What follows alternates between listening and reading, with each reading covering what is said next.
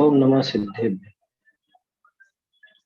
मंगलमय मंगल करण गीत राग विज्ञान नमो ताहि जाते भये आदि महा करि मंगल करि हो महाग्रंथ करण को काज जाते मिले समाज सब निज खोज राज।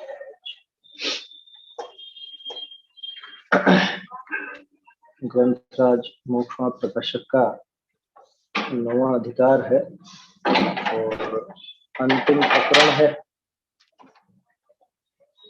अंतिम प्रकरण भी ऐसा है कि कायदे से तो इस ग्रंथ की शुरुआत है, क्योंकि मोक्ष मार्ग प्रकाशक मतलब मोक्ष मार्ग का प्रकाश करने वाला एक ग्रंथ तोडरमल जी लिखना चाहते थे और लिखा भी उन्होंने उतना, लेकिन मोक्ष मार्ग का प्रारंभ होता है सम्यक दर्शन और सम्यक दर्शन की बात यहाँ प्रारंभ हुई थी 9वें अधिकार में। अभी प्रारंभ ही तो की थी। अभी अपन ने सम्यक दर्शन का लक्षण देखा, उसका स्वरूप देखा, उसके भेद देखे, अब उसके अंग देख रहे हैं, तो बात प्रारंभ ही तो हुई थी, लेकिन वो बात किस्मत से पूरी नहीं हो पाई। कोई दिक्कत नहीं है, लेकिन सम्यक दर्शन प्राप्त करने का, सम्यक ज्ञान, सम्यक चरित्र आदि प्राप्त करने का, उस मार्ग में आगे बढ़ने का क्या उपाय है, वो चीजें तोडरमल जी पूरे ग्रंथ में अलग अलग स्थानों पर कई बार अपने को दिखा चुके हैं। और कैसे इस मार्ग में लगा जाए ये सब आ चुका है। वो तो ठीक है, और ज्यादा विस्तार आता, लेकिन वो नहीं आ पाया तो कोई बात नहीं, जितना मिला उसी से काम कर सकते हैं। तोडरमल जी ने बहुत सुंदर यहाँ पर ये प्रयास किया है और हमें इस प्रयास को निश्चित तौर पर सफल बनाना चाहिए। सम्यक दर्शन के 8 अंगों पर अपनी बात चल रही है ना। कल ये पैराग्राफ अपन ने प्रारंभ किया था, थोड़ा सा अर्थ भी देखा था, लेकिन इस पर चर्चा अभी अपने को करनी है। 338 पेज पर सम्यक दर्शन के 8 अंग। हस्तलिखित प्रति में तो 446 पेज है, आखिरी पृष्ठ है 446 और 447 आखिरी बचते हैं। बहुरी सम्यक दर्शन के 8 अंग कहे हैं। निशंकितत्व, निकांक्षितत्व, निर्विचिकित्सत्व, अमूढ़ दृष्टित्व, उपग्रहण, स्थितिकरण, प्रभावना, वात्सल्य। ये सब नाम अपन कल देख चुके हैं, थोड़ा बहुत पढ़ा भी था। कहाँ भय का अभाव अथवा तत्वनि विशेष संशय का अभाव सो निशंकित तत्व है।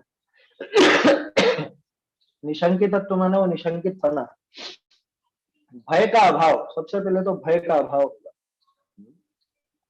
भय अकेला ऐसा नहीं कि मैं मर जाऊंगा या मेरा कुछ हो जाएगा या और कुछ, 7 तरह के भय बताए ना, तो 7 प्रकार के भय का अभाव।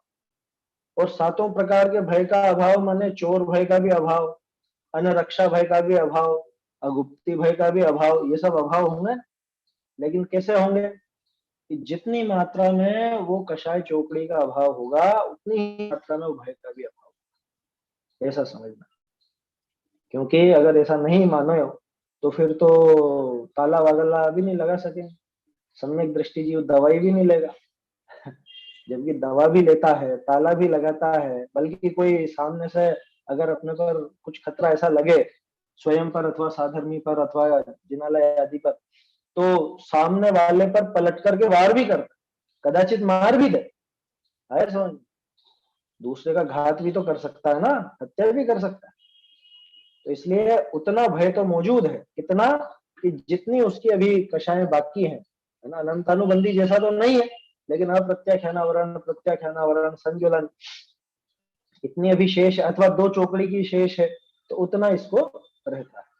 तो एक तो उस भय का अभाव हो, उसका नाम निशंकित पना, तो उतना निशंकित पना सम्यक दृष्टि के जीवन में आता है। अथवा एक और क्या नाम लिया था, इस तत्वों में संशय का अभाव। जो 7 तत्व बताए हैं, तत्वार्थ जिनागम में बताए हैं, उनमें जरा भी शंका ना हो। कल शंका और जिज्ञासा के संबंध में अपन ने बात की थी। शंका और जिज्ञासा दोनों अलग अलग चीजें।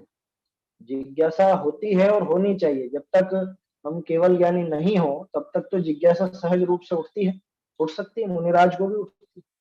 लेकिन उसमें शंका नहीं होती कि ऐसा भी कोई हो सकता है क्या, ये भी कोई बात है क्या, ये तो मनगढ़ंत लिख दिया या होगा कोई कैसे। बिल्कुल भी वो वहां पे एक समझ लो अश्रद्धा का जो भाव होता है उसका नाम है शंका, वो नहीं होती सम्यक दृष्टि।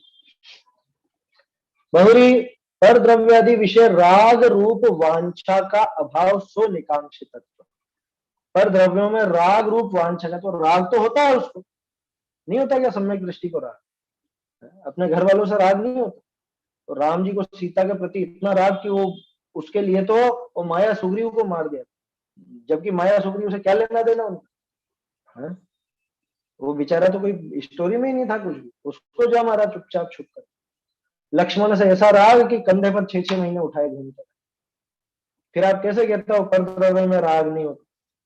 अरे राग रूप वांछा नहीं होती का अर्थ ये है कि जो अनंतानुबंधी वाला राग है, जैसे अभी भय का देखा ना अपन ने, वैसा ही लगा ना कि जैसे वो अनंतानुबंधी का भय नहीं होता वैसे अनंतानुबंधी की रति भी नहीं, उतना राग नहीं होता।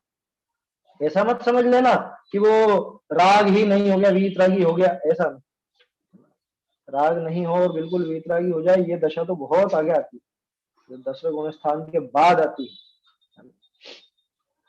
तो पर द्रव्यों में राग रूप वांछा का अभाव, इसको आप यूं भी कह सकते हो राग का राग नहीं होता, माने राग को भला नहीं मान, जो आश्रव तत्व संबंधी भूल थी ना, तो राग आदि को भला मानता है, उनको बुरा नहीं समझता है, तो वैसी भूल इसको नहीं चलती, राग का राग नहीं। इसका उल्टा बहुरी पर द्रव्यादि विषय द्वेष रूप ग्लानि का अभाव सो निर्विचिकित्सत्व है।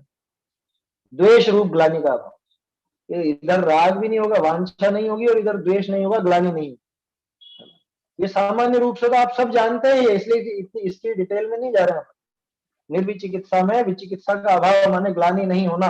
मुनिराज की कहानी थी ना, उल्टी कर दी थी मुनिराज ने, वो तो देव था, परीक्षा लेना आया था उद्यान राजा की, तो जरा भी ग्लानि नहीं होनी। और इसके बाद क्या था, बहुरी तत्वनि विषय व देवादि विषय अन्यथा प्रतीति रूप मोह का अभाव सो अमूढ़ दृष्टित्व है। ये चार के संबंध में कल अपन ने चर्चा की, और मैंने आपसे कहा था कि इसको देख कर जाना, कुछ विशेष बात निकले तो जरूर बताए, तो किसी को दिखी हो तो बताइए। वैसे विभा जी ने कल कहा था कि ये चीज पहले बता चुका हूं, तो जिन्होंने पहले नहीं नोट की हो उन्होंने अगर मेहनत की हो तो पहले वो बताएं, नहीं तो फिर ये तो बताएंगे इसे। ये चार में क्या विशेष नजर आया और उन चार से इनमें क्या अंतर है बाकी के चार से?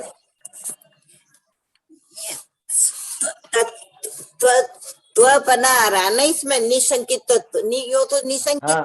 वो त्वपना पना जो पड़ा, तो बात वो नहीं है विशेष बात, वो तो निशंकित तत्व बोलो कि निशंकित पना बोलो, एक ही बात नहीं।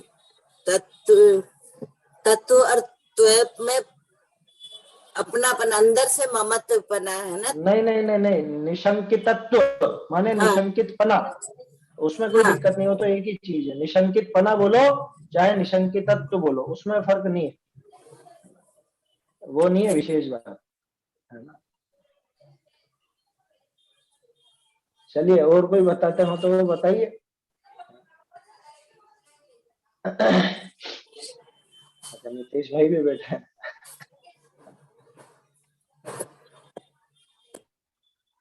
चलिए और कौन बताना चाहते हैं?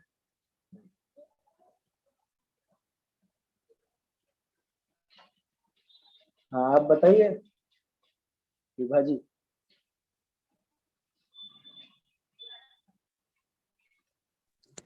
ये निसंकित तत्व माने मिथ्यात्व मोह का भाव, और निकांक्षित में आ जाएगा राग का भाव, निर्विचिकित्सत्व में आ जाएगा द्वेष का भाव, अमूढ़ दृष्टि में आ जाएगा ग्रहित मिथ्यात्व का भाव।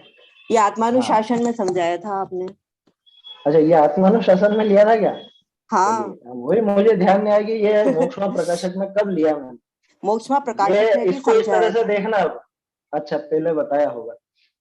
देखिए इसको अगर लाइन से देखेंगे तो निशंकित में जो बात आ रही है वो है मोह का अभाव, मिथ्यात्व आया समझ में। उसके बाद निकांक्षित में राग का अभाव आया समझ में। फिर इसमें निर्विचिकित्सा में द्वेष का अभाव, और अमूढ़ दृष्टि में ग्रहित मिथ्यात्व का। गौर से देखेंगे तो यही नजर आएगा नितेश भाई। ऐसे ही बताया था आत्मानुशासन में, यही बताया था।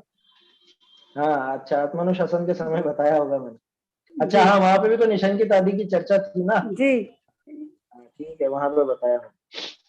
तो निशंकित, निकांक्षित, निर्विचिकित्सा और अमूढ़ दृष्टि, ये चार जो हैं ये मोह, राग, द्वेष, गृहीत मिथ्या, इनके अभाव माने सम्यक दर्शन की मुख्य निशानी है। न ऐसा मोह होता है, न इतना तीव्र राग होता है, न इतना तीव्र द्वेष होता है, और न गृहीत मिथ्या। एक और चीज, ये जो अमूढ़ दृष्टि की परिभाषा, इसको गौर से देखिए। क्या कहा? बहुरी तत्वनि विषय व देवादि विषय, दो चीजें ली, तत्वों में और देवादि में अन्यथा प्रतीति रूप मोह का अभाव। एक है अग्रहित मिथ्यात्व और एक है ग्रहित मिथ्यात्व। गौर से देखेंगे तो ऐसा नजर आए, क्योंकि सात तत्वों की जो अन्यथा मतलब मान्यता है, विपरीत श्रद्धान है, वो अपने मिथ्यात्व में जाता है ना, अनादिकाल से जो चला रहा है अग्रहित मिथ्यात्व उसमें। और देवादि के संबंध में जो हो, देव मूर्ता, गुरु मूर्ता, लोक मूर्ता, ये सब ग्रहित मिथ्यात्व के अंदर शामिल हो जाता है। तो ऐसा वहां देख सकते हो क्या? तत्वों में या देवादि में अन्यथा प्रतीति रूप जो मोह, ता का अभाव, सो अमूढ़ दृष्टित्व है, अमूढ़ दृष्टिपना है।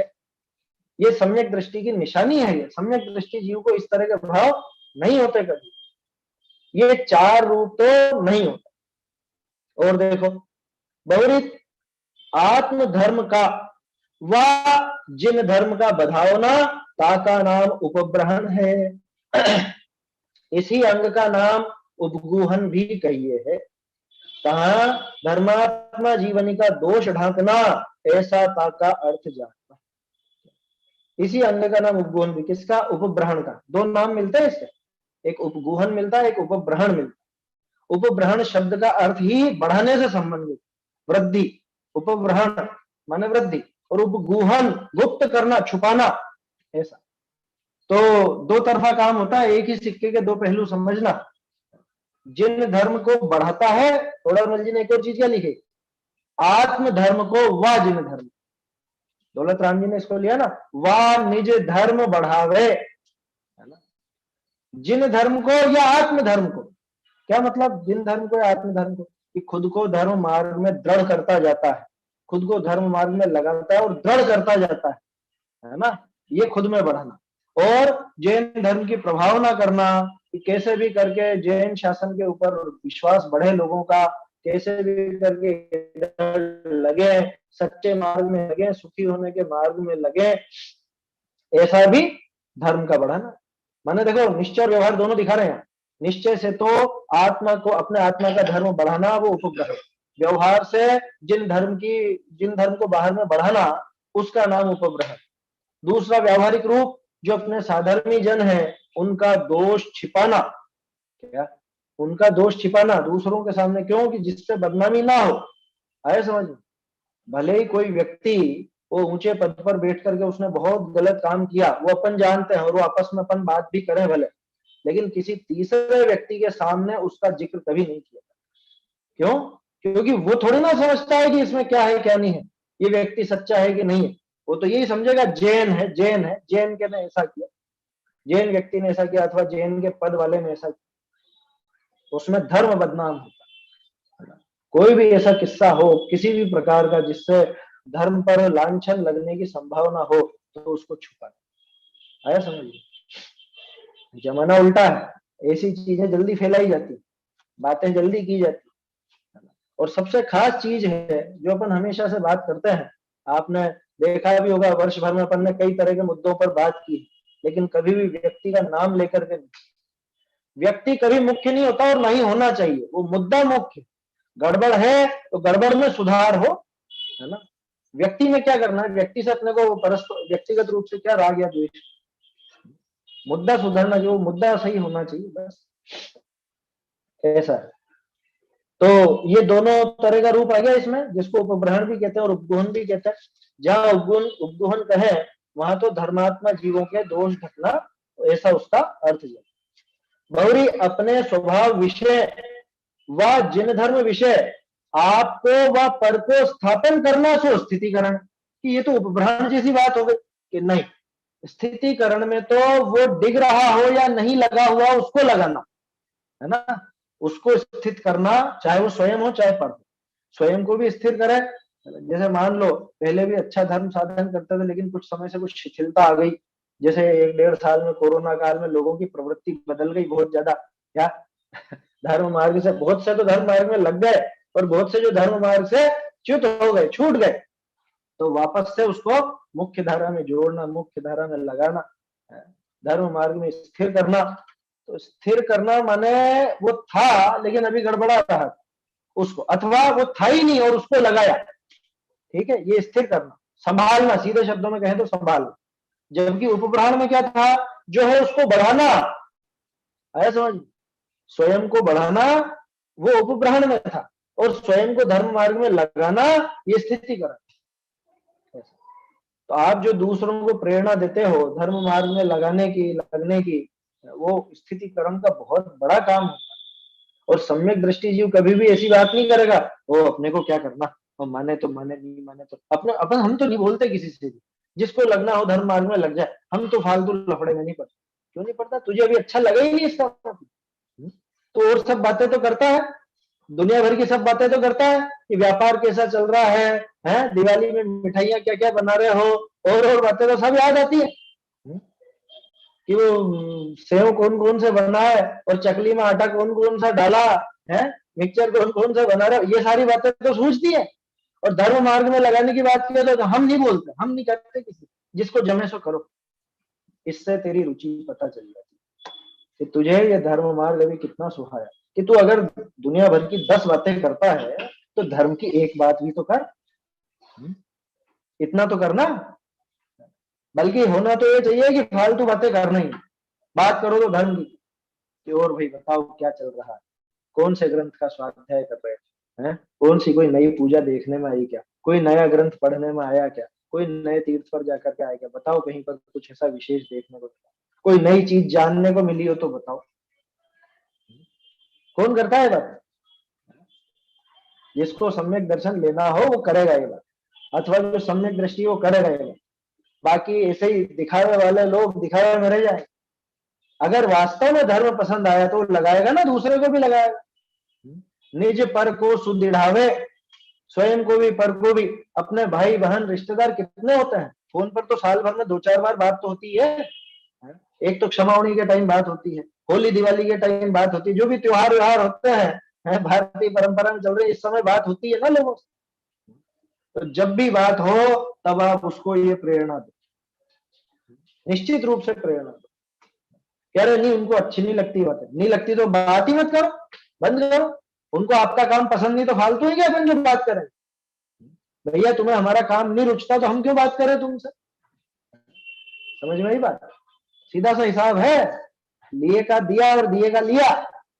उनको आपकी बात पसंद नहीं है तो बात करना बंद करो, और बात करनी है उनको तो ये धर्म की बात भी सुननी पड़ेगी, सुनाइए उनको, ये अपना कर्तव्य है, नैतिक कर्तव्य है ये अपना।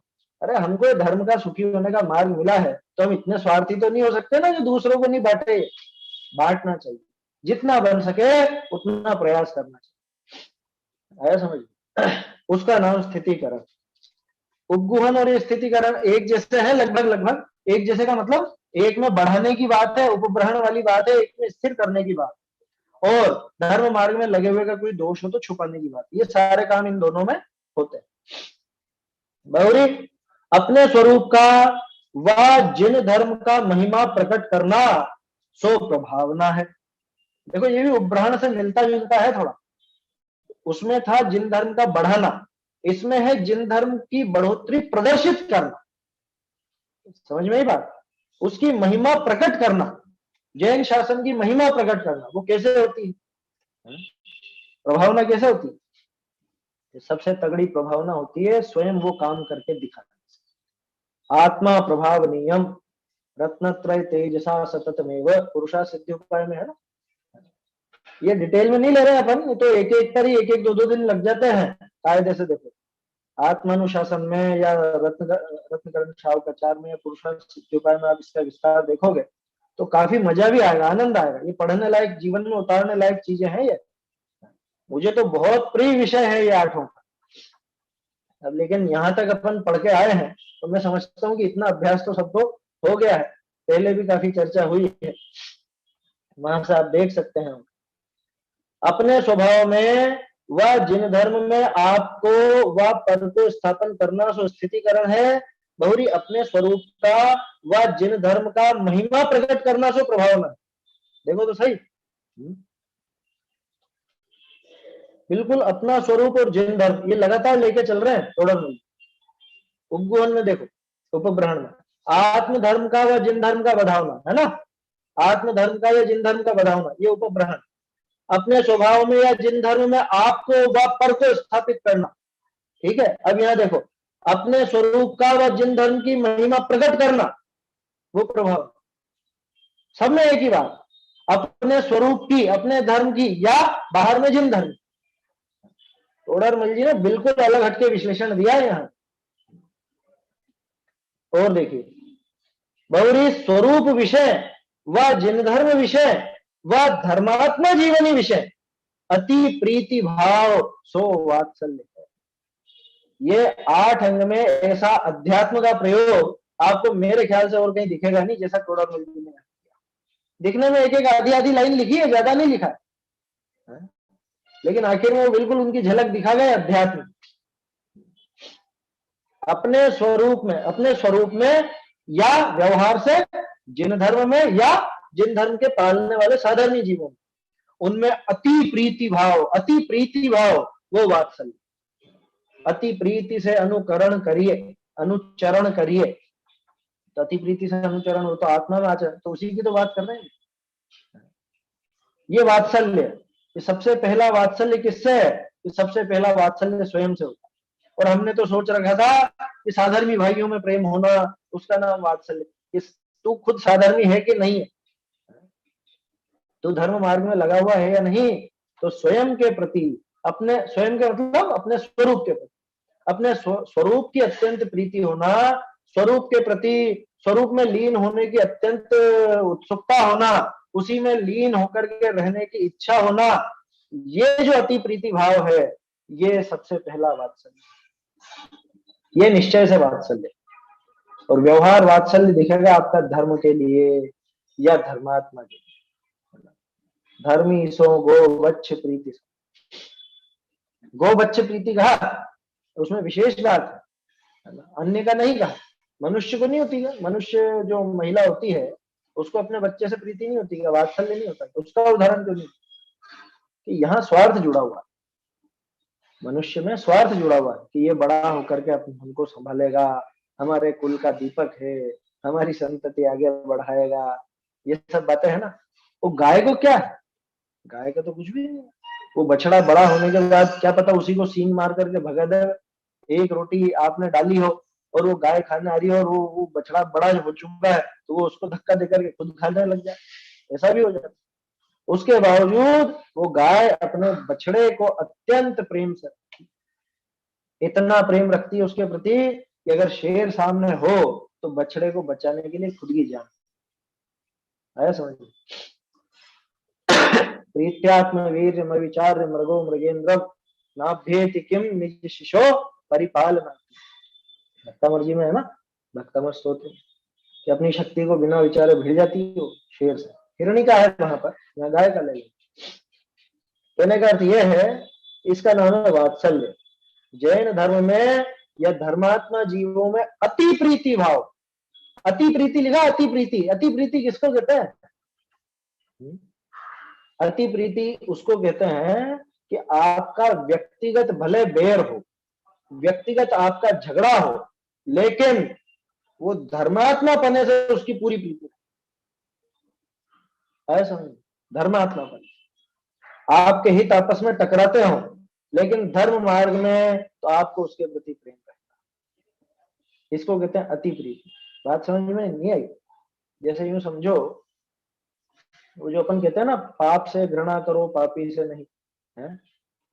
अब ये बात मैंने क्यों कही? मैंने ये इसलिए कहा कि वो व्यक्ति मुख्य नहीं होता। अभी जो थोड़ी देर पहले बात की थी अपन ने, मुद्दा मुख्य होता है। जैसे वो चिलाती पुत्र का उदाहरण है ना, वो चिलाती पुत्र जिससे शादी करना चाहता था,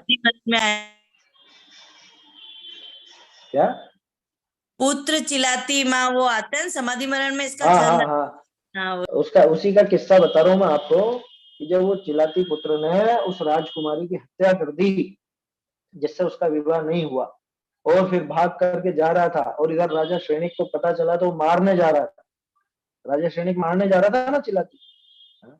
और उसके बाद क्या हुआ, इधर तो चिलाती पुत्र भागते भागते जंगल में मुनिराज को देखा, पिछला कुछ ज्ञान आया, वैराग्य हुआ, मुनि बन, और मुनि बन करके ध्यानस्थ बैठ।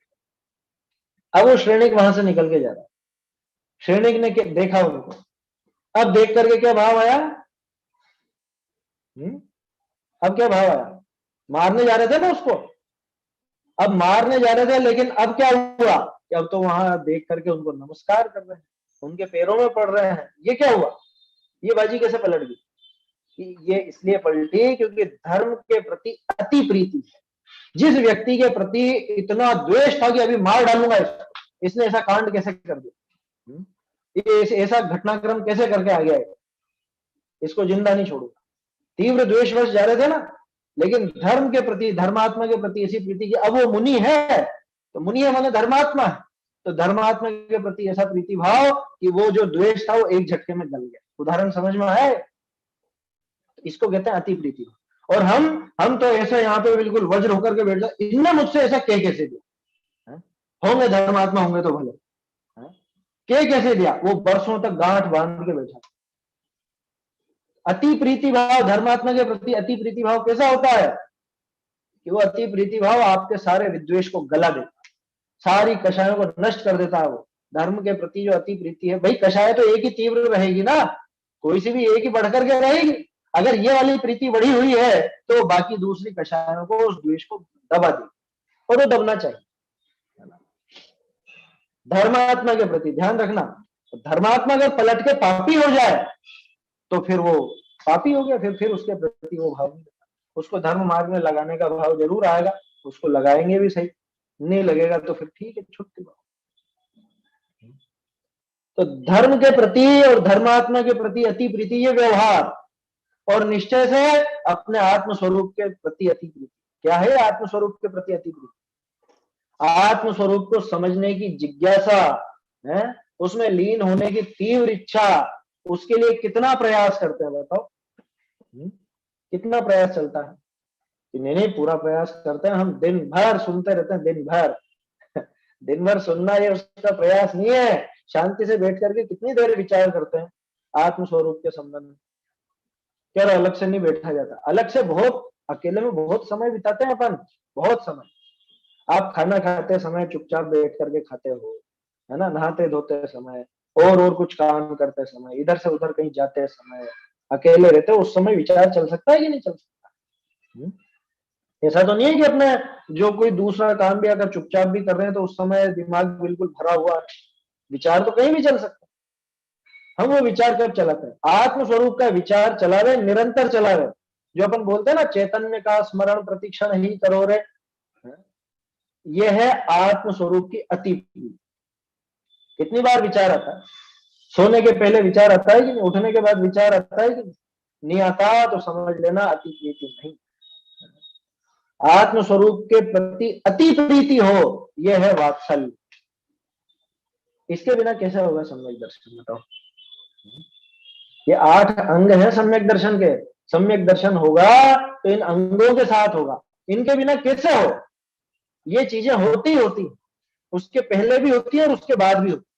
ये समझना कि 8 अंग मिल गए तो सम्यक दर्शन हो ही जाएगा, ये आगे प्रश्न में आ रहा है वैसे, लेकिन ये 8 अंग उसके पहले होंगे ही होंगे। ये उसकी एक तरह से पूर्व भूमिका है, आया समझ में? ये पूर्व भूमिका है उसके पहले की। सम्यक दर्शन जिस जीव को प्रकट होना है उसको ये सारी चीजें पहले होती, उसके बिना संभव। ऐसे ये 8 अंग जानने, ये 8 अंग, ये संक्षेप में अपन ने बात की है, विस्तार से तो आप अलग अलग ग्रंथों में देख सकते हो, और कभी मौका लगेगा, कभी 8 अंगों की विशेष चर्चा आएगी तब और करेंगे। जैसे मनुष्य शरीर के हस्त पाद आदि अंग हैं, तेसे ए सम्यक्त के अंग। लो, कैसा उदाहरण दे दिया। कल भी अपन ने बात की थी ना, अष्टांग, अष्टांग नमस्कार करते हैं ना, मनुष्य शरीर के जैसे अंग होते हैं, हाथ पैर आदि, पेट है, पीठ है, मस्तक है, मुंह है, हाथ है, पैर है, ये सब है। तैसे ए सम्यक्त के अंग है, वैसे ये सम्यक दर्शन के अंग है। यहाँ प्रश्न, जो कई सम्यक्त्वी जीवनी के भी भय, इच्छा, ग्लानि आदि पाइये है, और कई मिथ्या दृष्टि के न पाइये है, ताते निशंकित आदि अंग सम्यक्त के कैसे कहो। प्रश्न समझ में आया। ये लक्षणाभास जैसा लग रहा है ना कि साहब अव्याप्ति हो गई और अतिव्याप्ति भी हो गई। क्यों हो गई कि हम तो देख रहे हैं कि बहुत सारे सम्यक दृष्टियों की इच्छा भी दिख रही है, राग भी दिख रहा है, द्वेष भी दिख रहा है, भय भी दिख रहा है। राम जी के उदाहरण में सब नजर आ जाता है, राम जी के उदाहरण में दिख जाता है ना। तो ये सब पाए जाते हैं। और बहुत से मिथ्या दृष्टि भी होते हैं, उनके ये नहीं दिखते, मतलब उनके तो ये अंग नजर आते हैं और सम्यक दृष्टियों के अंग नजर नहीं आते। तो आप इसको सम्यक्त के अंग कैसे। प्रश्न समझ में आया। ये अव्याप्ति आ गया और अतिव्याप्ति भी आ गई। ताका समाधान, ये अंतिम प्रश्न का अंतिम जवाब है मोक्षोपदेश। जैसे मनुष्य शरीर के हस्त पाद आदि अंग कहिए, कहा कोई मनुष्य ऐसा भी होई जाके हस्त पाद आदि विषय कोई अंग न होई, तहा वाके मनुष्य शरीर तो कहिए, परंतु तिनि अंगनि बिना वह शोभायमान सकल कार्यकारी।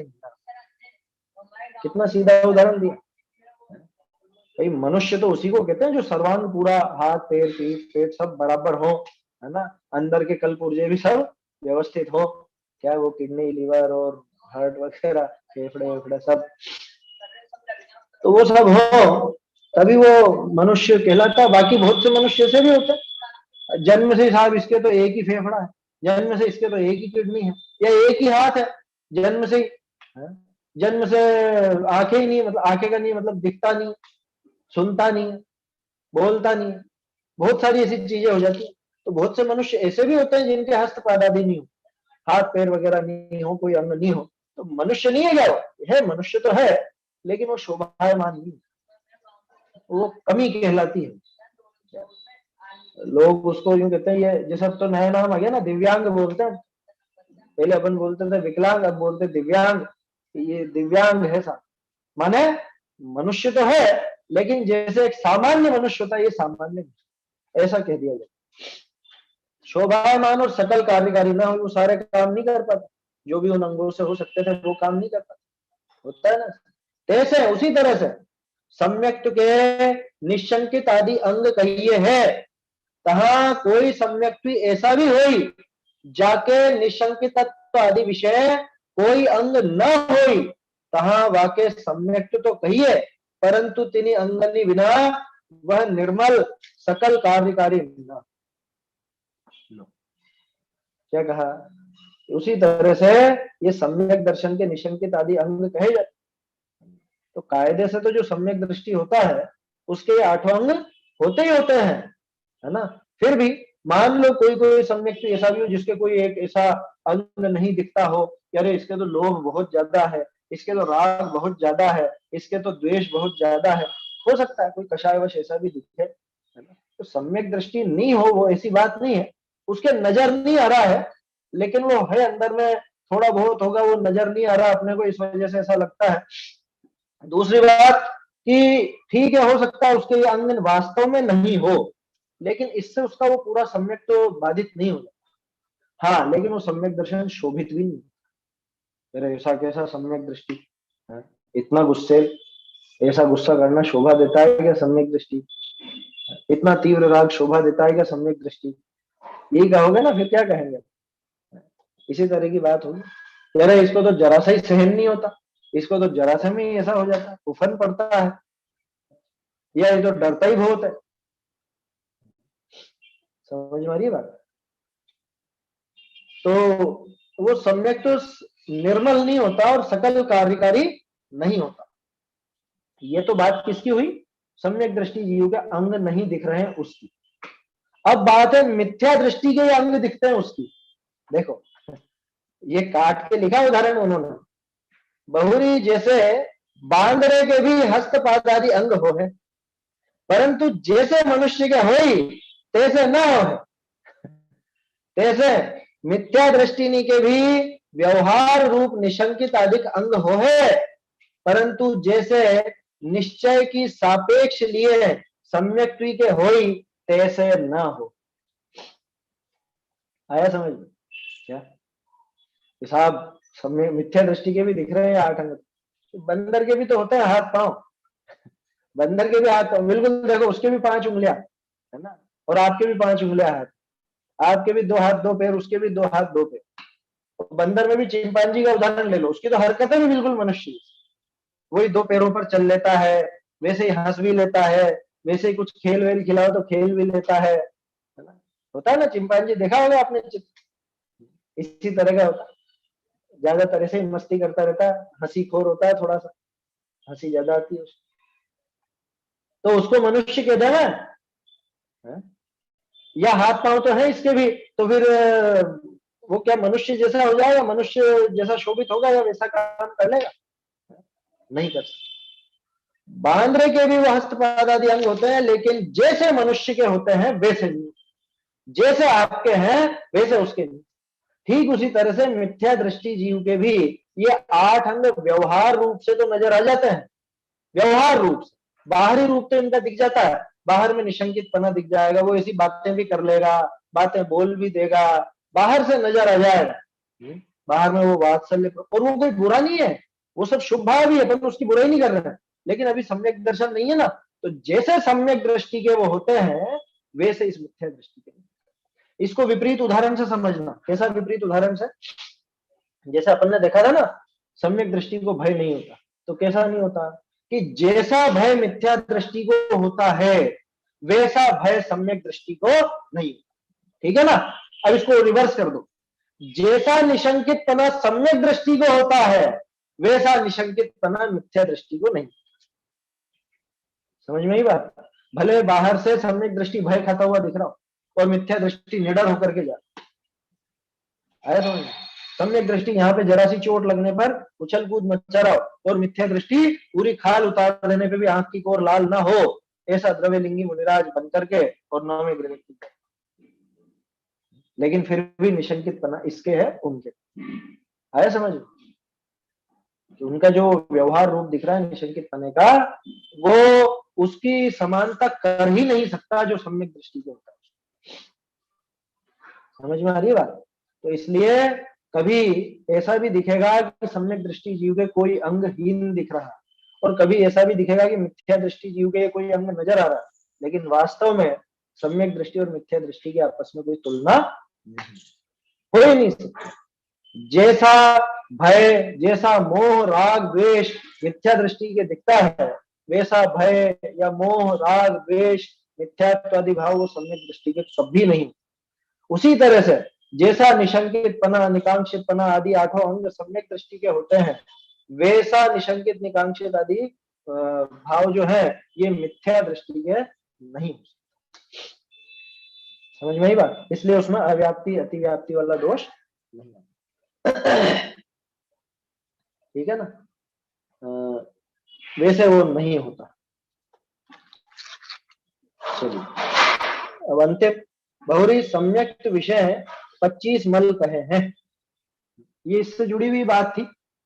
मुझे ऐसा लगता है तोडरमल जी को कुछ कुछ आभास तो था, नहीं तो वो इतना हल्के में नहीं छोड़ते 8 अंगों। अच्छा थोड़ा और विस्तार करते हैं, इतनी जल्दी उन्होंने करी और उसके बाद 25 मल की बात आने लगी, तो निश्चित रूप से उनको कुछ ना कुछ ऐसा आभास था जो वो जल्दी जल्दी समेटना चाहते थे उस विषय। इसलिए हो सकता है कि बहुत जल्दी ही उन्होंने ये 8 अंगों का वर्णन यहाँ पे समेट।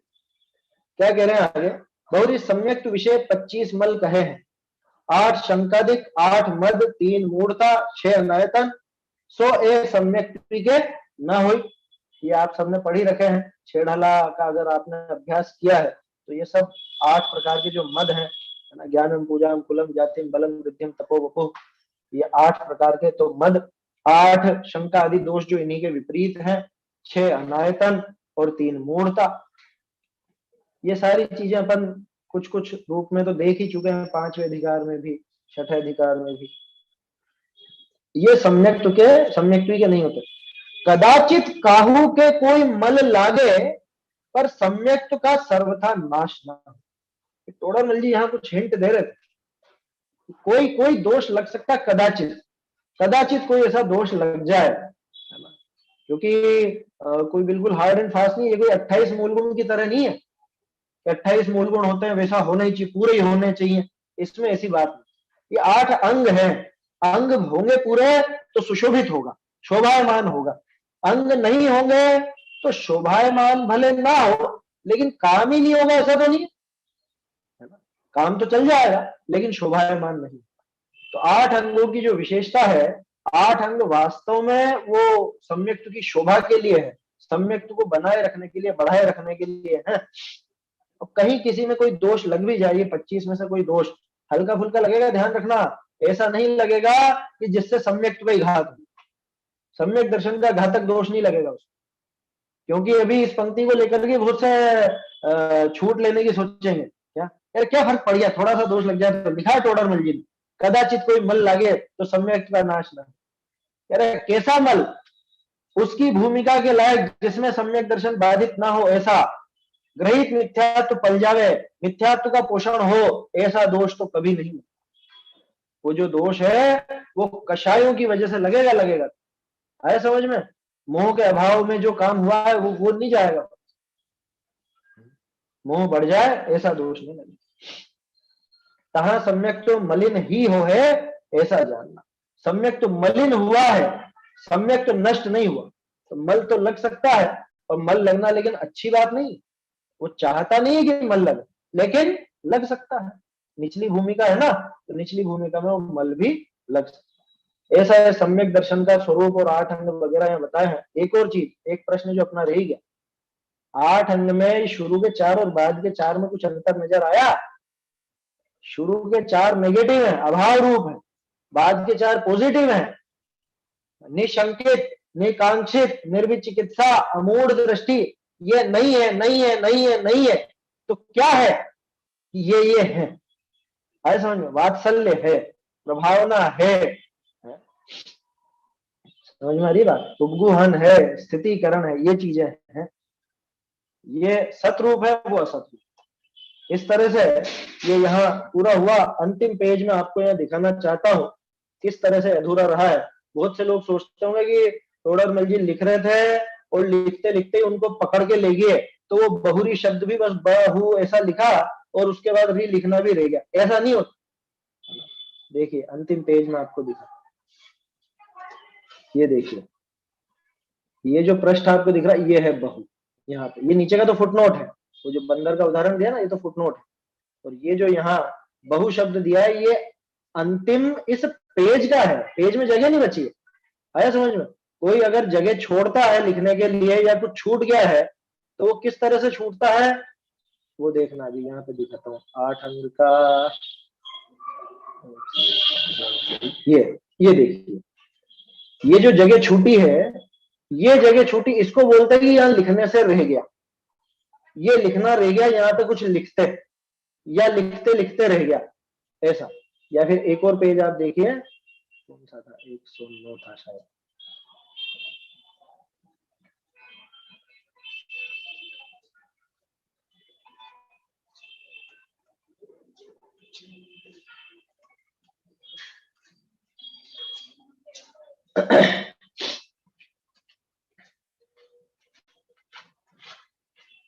जैसे ये पेज रहा है ना, यहाँ तक तो जो प्रतिलिपिकार है उसने उतारा था इसलिए। तो जैसे ये पेज छूटा है ना, अगर इस तरह से आखिर में बहु लिखा हुआ मिलता है अपने को, तो अपन कहते हैं कि हाँ भाई ये शब्द ही अधूरा रह गया। लेकिन ये इस तरह का नहीं है, ये तो इस तरह का है जैसे यहाँ पे जो आखिरी शब्द है, जैसे यहाँ विशेष दिखा।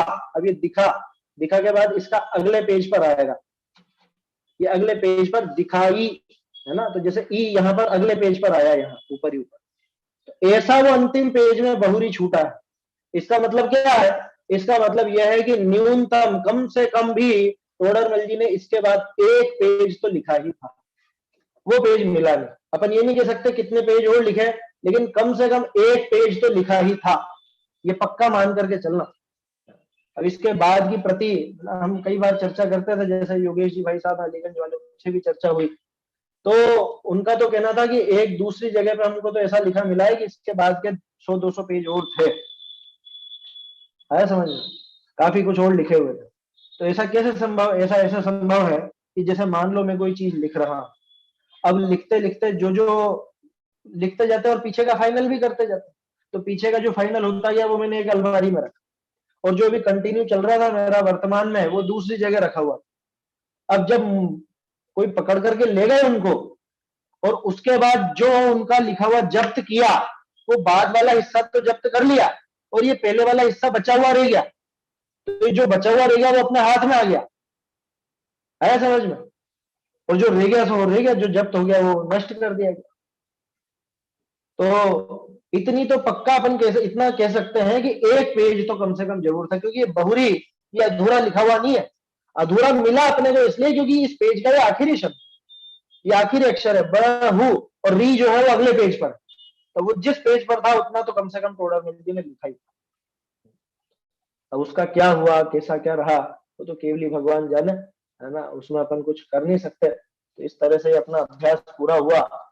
ये क्रम हस्तलिखित प्रति से देखने का जो क्रम है, ये 9 सितंबर है, 7 सितंबर 2020, 7 सितंबर 2020 10 लक्षण के बाद प्रारंभ किया था, है ना, और इसी से ये ऑनलाइन स्वाध्याय की शुरुआत हुई थी। इसके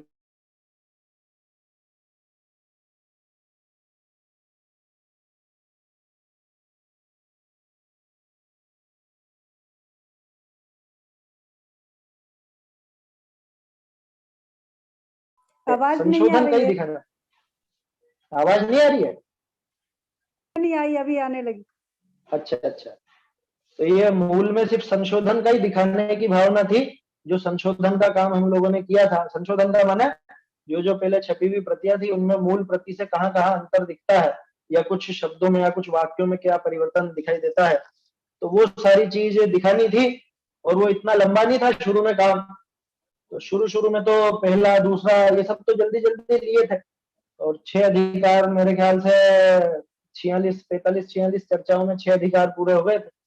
फिर 7वें अधिकार से अपन ने पंक्ति दर पंक्ति ये चला, है ना, मतलब यूं समझ लो आज कितने 289 दिन 289 दिन हो गए आज, 289, हाँ 289 में से 46 में तो 6 अधिकार की चर्चा हो गई थी, वो जल्दी जल्दी करी थी, मुख्य विषय लिए थे और वही लेने थे। लेकिन ये साल भर में अपन ने 7वां 8वां और 9वें अधिकार की चर्चा पूरे विस्तार से की।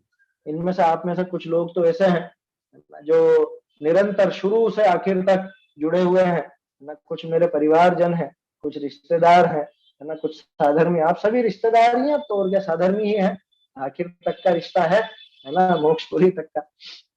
तो शुरू से आखिर तक ये सारी बातें अपन ने की, बीच में बहुत कठोर बातें भी आई, टोडरमल जी जिस तरह से दिखाना चाहते थे वो सब बातें भी यहाँ पे हुई हैं।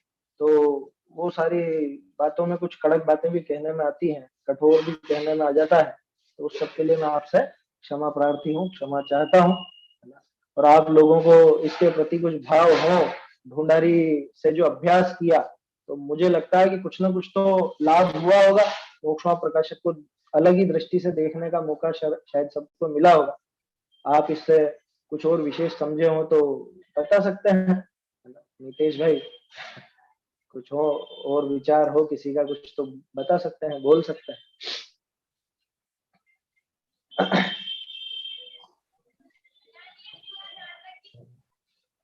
मैं बोलूं इसके? हाँ हाँ, जय जिनेंद्र आप सभी को।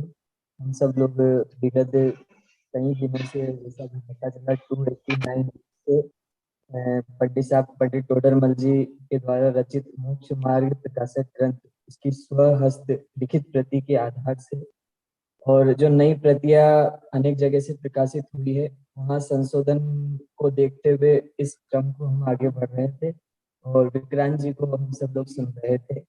निश्चित रूप से हम सब लोगों को बहुत लाभ मिला। मैं तो आप सब लोग की तरह प्रतिदिन इस सभा में आके नहीं बैठ पाया, लेकिन मैंने इस सभा को लाइव तो नहीं सुन पाया, लेकिन लगभग अभी मेरा 7वां अधिकार चल रहा है। यूट्यूब पे जाके मैं नियमित जब भी मुझे समय मिलता है मैं सुनता हूँ। और विक्रांत जी तो मेरे इस मार्ग पे लगाया भी उन्होंने ही है, मुझे इस मार्ग पे जोड़ा भी, अभी तक रख रखा है तो वो उन्हीं में है। तो मेरे गुरु भी वही हैं। निश्चित रूप से मोक्ष मार्ग प्रकाशक पे उन्होंने इतना अद्भुत काम किया। आज सुबह भी, क्योंकि मैं भी सोनगढ़ में हूँ, तो राकेश पंडित जी भी हमारे साथ ही है, नीलिमा दीदी भी हमारे साथ ही है। तो वो मुझे राकेश पंडित जी यही बता रहे थे कि मैं अपना अगले व्याख्यान जब अब रखूंगा तो ये मोक्ष मार्ग प्रकाशक ग्रंथ पे तोडरमल जी आगे और क्या कहना चाह रहे होंगे उन बातों के आधार पे रखूंगा। तो आज वही बता रहे थे, मतलब विक्रांत जी ने कितनी मेहनत इस ग्रंथ पर की। और मैंने भी निश्चित रूप से जब वो इस कार्य को देख रहे थे, संशोधन का कार्य देख रहे थे, तो कितनी मेहनत है। उस समय मुझे अच्छे से ध्यान है कि विक्की भैया की पीएचडी का कार्य भी चल रहा है, लेकिन उन्होंने इस ग्रंथ को कार्य पूरा हो उसके लिए उन्होंने पीएचडी का कार्य पूर्ण किया। और मोक्ष मार्ग प्रकाशक ग्रंथ का काम पूरी तरह हो, बीच में नहीं रुके। भाभी ने भी बहुत बोला कि आप, मैंने भी बहुत बोला कि आप पीएचडी का काम देख लो, लेकिन उन्होंने पीएचडी का काम नहीं रखकर मोक्ष मार्ग प्रकाशक का काम मुख्य रखा। और आज वो कार्य इतने अच्छे से पूरा भी हुआ, मंगलायतन से वो प्रति प्रकाशित, नई प्रति जो संशोधन पूर्वक वो प्रकाशित भी हुई। तो उसमें आपका बहुत बड़ा योगदान हम सब लोग बोल सकते हैं। और निश्चित रूप से हम सब लोगों ने इतने दिनों से आपका व्याख्यान सुना, जैसा वो कल बता रहे थे ना, कल का भी मैंने सुना प्रवचन के, जब मकान पूर्ण हो जाता है तो कलश चढ़ाते हैं। तो ऐसे कि आज जरूर ये मोक्ष मार्ग प्रकाशक ग्रंथ पूरा हो रहा है, लेकिन हम सब लोगों के हृदय में भाव भी ऐसे ही है कि जैसे इतनी अच्छी अच्छी चर्चाएं आपके निमित्त से सुनने को हम सब लोगों को मिली। और बहुत अच्छा, आप सब जितने साधर्मी लोग जुड़े हुए हैं, परिवार के लोग जुड़े हुए हैं। मुझे भी विवाह भाभी से कल पता चला कि आज अंतिम समापन है, तो मैंने सोचा अरे समापन में तो मैं लाइव आऊंगा। और मैं तो यही कहूंगा विक्की भैया से कि जिस तरह से आप निरंतर हमें सुना रहे हैं और बहुत अच्छे से हम सब लोग को इतना लाभ मिल रहा है, आगे भी आप सुनाएं कुछ नए टॉपिक्स को लेके, नए ग्रंथों के आधार से वो आप चलता रहे ये क्रम, और हम सब लोगों को ज्ञान की वृद्धि और इस मोक्ष मार्ग में हम निरंतर लगे रहें, ऐसी मेरी भावना है। जय जिनेन्द्र। हाँ, ये तो व्यक्तिगत बात ज्यादा बता दी इसमें। तो ये तो वास्तव में अपने को भूनारी से क्या लाभ हुआ इस पर ही बात करनी है। भूनारी से वास्तव में मैं समझता हूँ कि तोडरमल जी के मूल भाव को पकड़ने में ज्यादा मदद मिलती है अगर मूल उन्हीं के भाषा से अपन देखते हैं तो। और यही इसी क्रम में अब विचार अपन ने ये किया है, मेरी चर्चा हो रही थी भाई साहब से, संजय जी भाई साहब से, तो आगे जो अपन ग्रंथ रखेंगे, जिन प्रतिमा यथावत स्वरूप एक ग्रंथ है जिसमें भगवान कैसे होते हैं, भगवान का स्वरूप कैसा, उनकी प्रतिमा का स्वरूप कैसा, मंदिर में क्या करने लायक कार्य, क्या काम करने लायक नहीं है, ये सारी बातें बहुत सुंदर ढंग से बताई। और बहुत प्रचलित ग्रंथ रहा है अपने समय में। वो तो प्रकाशित नहीं हो पाया लोगों की झिझक के कारण, लोग घबराते हैं इसलिए प्रकाशित नहीं हो पाया, लेकिन ऐसे ही ग्रंथों को अपन देखेंगे। ये विचार यही रखा है कि एक समय के लिए तो ऐसा ही विचार करेंगे जिसमें नए नए ग्रंथ अपने सामने आ सके। और भी ऐसे बहुत से ग्रंथ हैं जो लोगों ने नाम भी नहीं सुने। तो जो 2 समय स्वाध्याय होती है, एक समय तो जो अपना रेगुलर विषय चलता है वो चलेगा, और जो दूसरा समय अपना, जैसा अभी अपन ने ढूंढारी का देखा, इसी समय अपन जो दूसरे छोटे छोटे ग्रंथ हैं जो सामने नहीं आ पाए हैं उनको अपन लेंगे। और समय के बारे में मैंने आप लोगों से कल कहा था, तो सुबह 9:30 का अगर समय रखें तो समस्या तो नहीं ना किसी को? सुबह 9:30 बजे से रखें, 9:30 से 10:15। वैसे दिन में 2:30 बजे भी तो रख सकते हैं, नहीं रख सकते? दिन में 2:30 से 3:15। दिन में 2:30 से 3:15। हाँ, ज्यादा सब निर्वत इधर सुबह शाम का भी नहीं आड़ा उस समय। हाँ, वो तो ठीक है, बाकी उस समय पे क्या है, एक तो बीचों बीच का समय, और फिर उस समय दूसरी कुछ कक्षाएं रहती हैं, दूसरी कक्षाएं भी चलती है। तो कुछ लोगों का पहले मेरे पास मैसेज भी आया कि उस समय जैसे कल्पना बेन की और दूसरों की भी चलती है, तो वो छोड़ना नहीं चाहते, तो ये भी नहीं छोड़ना चाहते, तो उनके लिए असमंजस वाली स्थिति हो जाती है।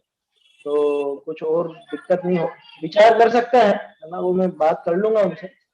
और भी किसी को 2:30 बजे किसी को समस्या है क्या? 2:30 से 3:15? नहीं, 2:30 से ठीक है। 2:30 से 3:15 भी रख सकते हैं, अथवा सुबह 9:30 से 10:15 का भी है ही सही टाइम। वो क्या बिल्कुल बीच का समय हो जाता है 2:30 बजे का। तो देखेंगे, विचार कर लेंगे, अभी अपने पास समय है। तो वो तो अपन प्रारंभ करेंगे दिवाली के अगले दिन से, माने एकम से, वीर निर्वाणोत्सव के अगले दिन से उसको प्रारंभ अपन करेंगे। 2 दिन का गैप जान करके रखा है।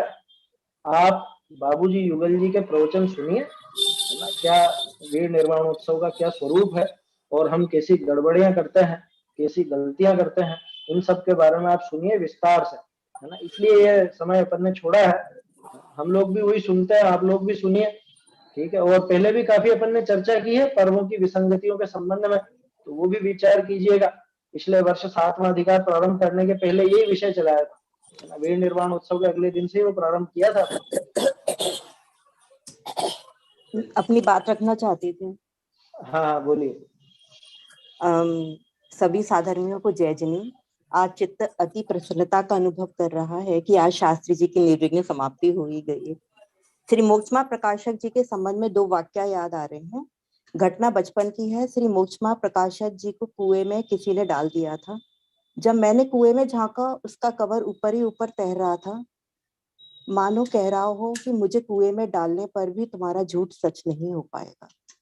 दूसरा वाक्य कॉलेज के समय का है, जब सुनील भैया, आदरणीय सुनील शास्त्री जी मुरार ग्वालियर, स्वाध्याय सभा में नहीं आए थे। तब स्वाध्याय जनों के कहने पर श्री मोक्षमार्ग प्रकाशक जी के प्रश्न 2 पर चर्चा करी, गृहस्थपना त्याग कर। पर चर्चा करते समय जब भाव समझ में आया, उन पंक्तियों में बड़ा मर्म छिपा था। तभी से मेरी तमन्ना थी कि मोक्षमार्ग प्रकाशक जी की पंक्तियों के भावों को समझना, जो आज मेरी पूर्ण हुई है वो भावना। ढूंढारी भाषा की जो बात आती है, ढूंढारी भाषा वास्तव में बहुत ही सरल व मीठी है। इन कर्ण इंद्रियों को ढूंढारी भाषा की मानो आदत ही पड़ गई है। जो रस ढूंढारी में है वो हिंदी में नहीं है। श्री मोक्षमा प्रकाशक जी ढूंढारी भाषा में छपा मुझे मिल पाया, इस बात का तो मुझे खेद है, पर आत्मानुशासन मुझे ढूंढारी भाषा में मिल गया। हिंदी की छपी आत्मानुशासन में सिर्फ छंद ही पढ़ती थी। अगर वास्तव में हमें मोक्षमार्ग प्रकाशक जी का आनंद लेना है तो ढूंढारी भाषा को समझना ही होगा। मूल हस्तलिखित प्रति की जब PDF देखी, उसको वास्तव में मैंने बिना अभ्यास के, मुझे पढ़ने में बहुत कठिनता महसूस हो रही थी, जिसे पंडित जी आसानी से पढ़ लेते थे। वास्तव में प्रशंसनीय बात थी। जय जिनेन्द्र।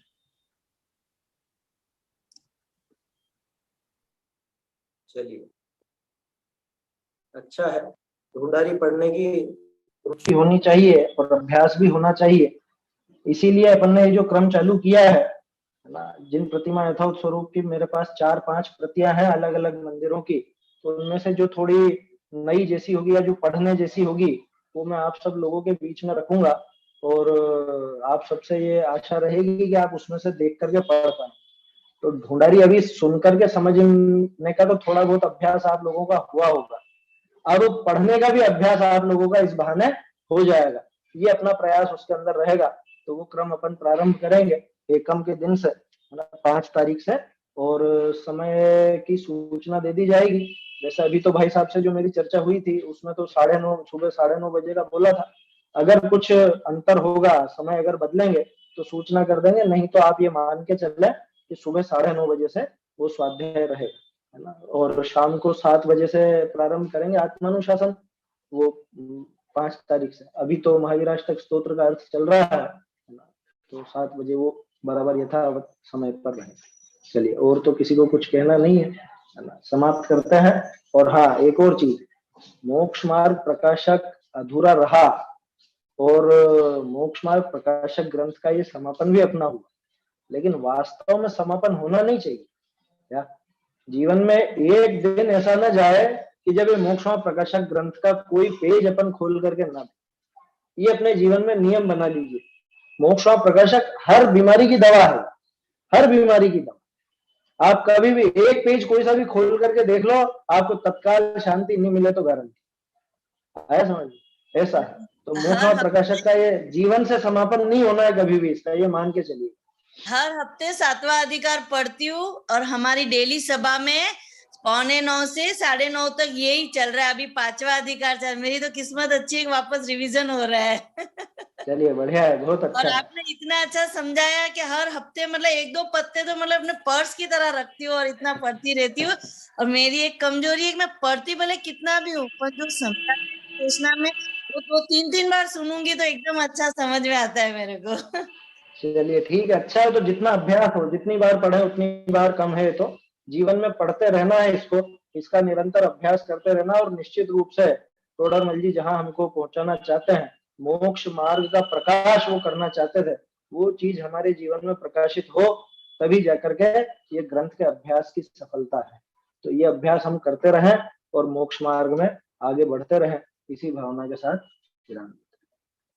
निज निधि निज में बताई यह अनंत उपकार है, इसके लिए जिन वाणी को वंदना शत बार है, वंदना शत बार है।